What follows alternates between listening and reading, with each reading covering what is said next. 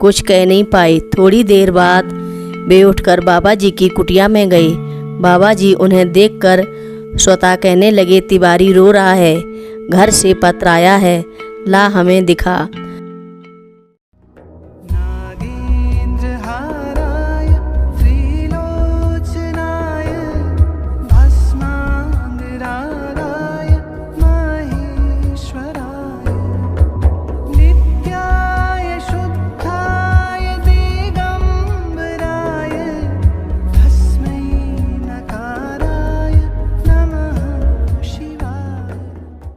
रक्षा सूत्र चैनल पर सभी भक्तों का स्वागत है।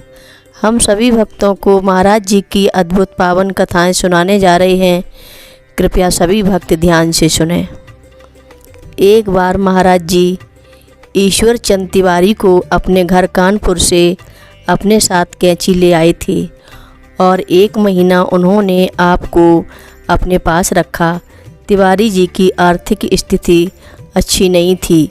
वे मिल्क बोर्ड में काम करते थे और परिवार उनका बड़ा था। कई लड़कियों के विवाह की जिम्मेदारी भी थी। आपकी अनुपस्थिति में घर में भोजन की व्यवस्था भी नहीं रही। अतः घर से आपके पास इस आशय का एक दुखद पत्र आया, जिसे पढ़कर आप चुपचाप अपने कमरे में रो रहे थे।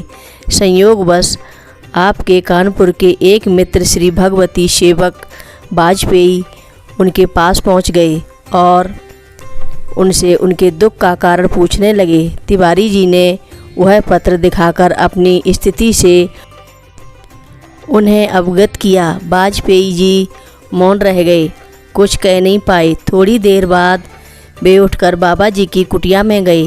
बाबा जी उन्हें देखकर स्वतः कहने लगे, तिवारी रो रहा है, घर से पत्र आया है, ला हमें दिखा। वाजपेयी जी पत्र मांगने तिवारी जी के कमरे में गए। तिवारी जी ने थोड़ा पानी पीकर अपने को स्वस्थ किया और फिर पत्र लेकर स्वयं बाबा जी के पास आए और उनसे घर जाने की अनुमति मांगने लगे। बाबा जी उनके दुख से दुखी होकर बोले, तू नहीं जाएगा, वाजपेयी खुद देकर आएगा। उन्होंने तुरंत वाजपेयी जी को कानपुर भेजा। दूसरे दिन घर पहुंचते ही वे अपनी गाड़ी में सीधे तिवारी जी के घर पहुंचे और वहां घर वालों से उनकी आवश्यकताओं के बारे में पूछने लगे। घर के लोग चकित होकर कहने लगे, यह आप क्या कह रहे हैं? कल ही तो आप इसी कार में सभी खाद्य सामग्रियां यहां पहुंचा गए थे और नगद खर्च के लिए 60 रुपये भी दे गए थे। यह सुनकर वाजपेयी जी चकरा गए और समझ नहीं पाए कि यह सब कैसे हुआ। आप उसी दिन कैंची लौट गए और वहां उन्होंने यह सूचना तिवारी जी को दे दी। वे बाबा जी की कृपा पर द्रवित हो गए।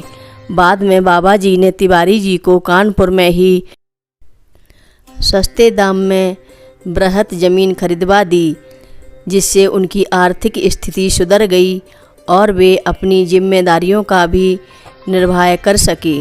हर रोज़ महाराज जी की कथाएं सुनने के लिए रक्षा सूत्र चैनल को अवश्य सब्सक्राइब करें, शेयर करें और लाइक करें।